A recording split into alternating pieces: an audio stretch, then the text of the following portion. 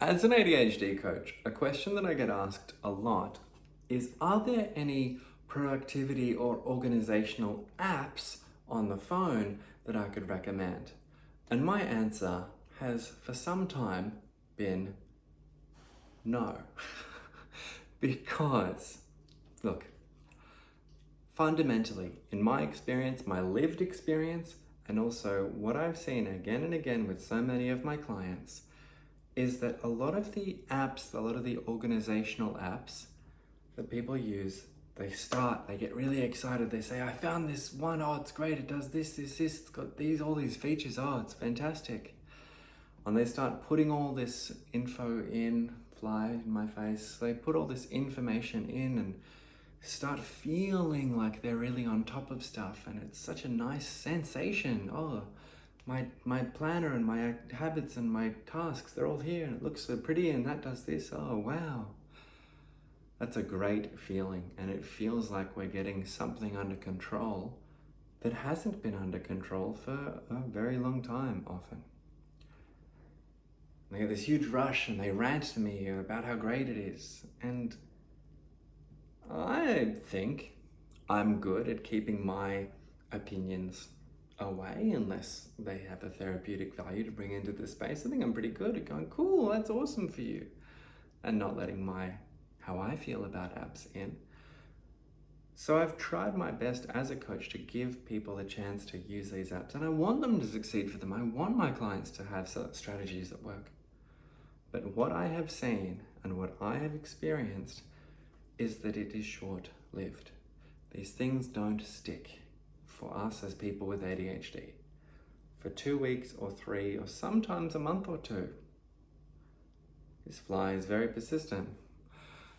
A little while anyway. It's good, we feel excited, but what happens is that over time it gets less and less consistent until suddenly the app, all very quickly, has been unopened for 6 months to a year. And that just becomes guilt and pressure, and oh, that thing, I failed it and didn't see it through to the end, I suck, that familiar ADHD narrative.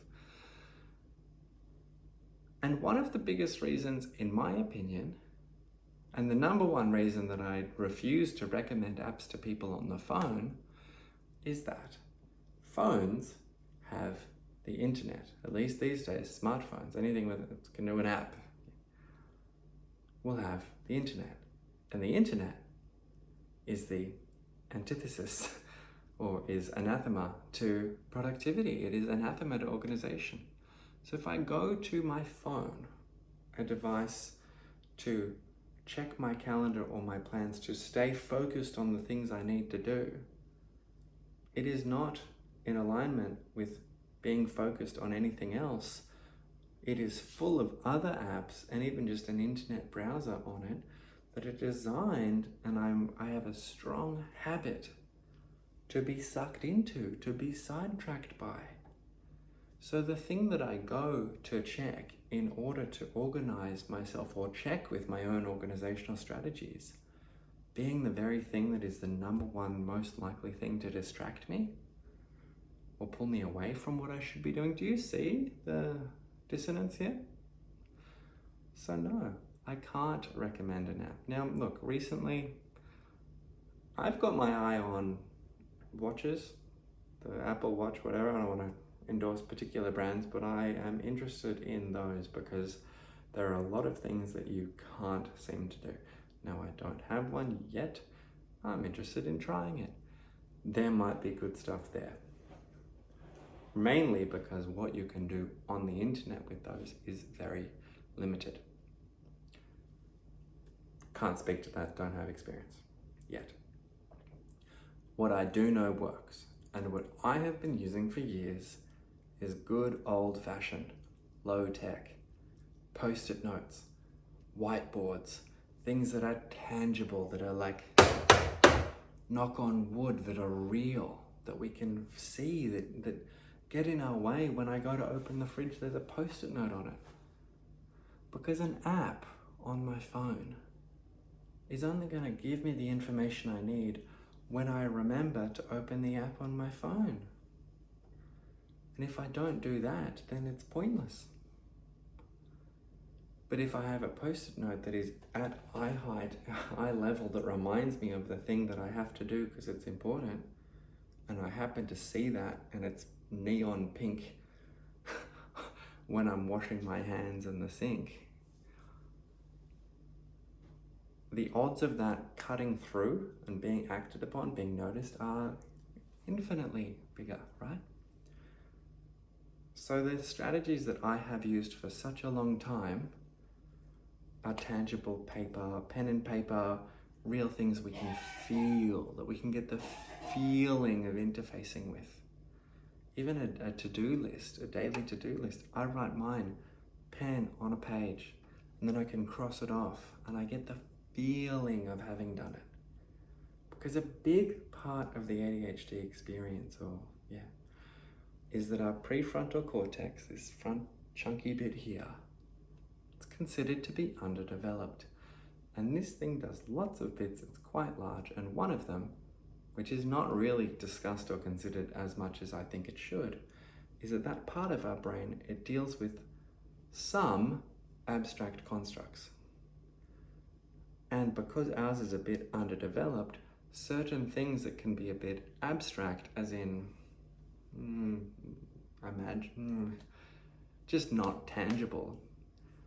I can't put info into an app and then hold that information the way that I can if I write it on a page and hold that page.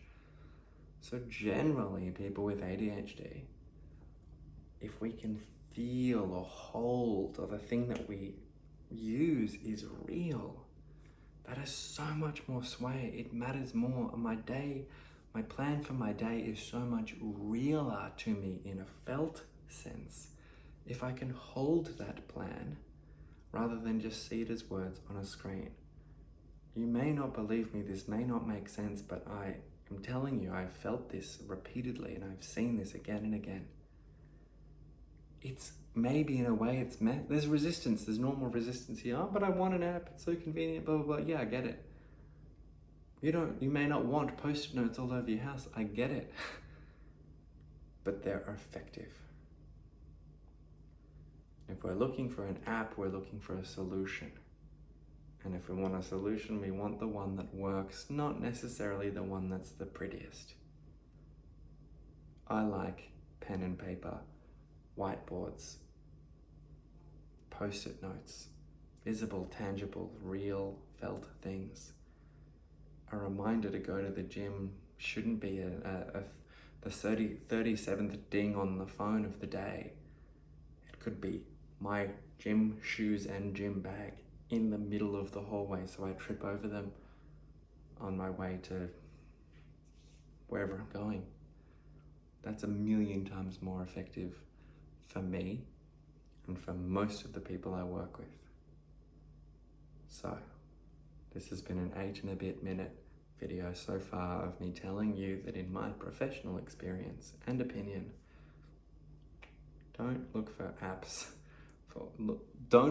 to apps on your phone for organization, focus, or productivity. The phone has the internet. The internet is the enemy of focus. Good luck. Stay focused. And my name's Jack and I film a YouTube video every single day.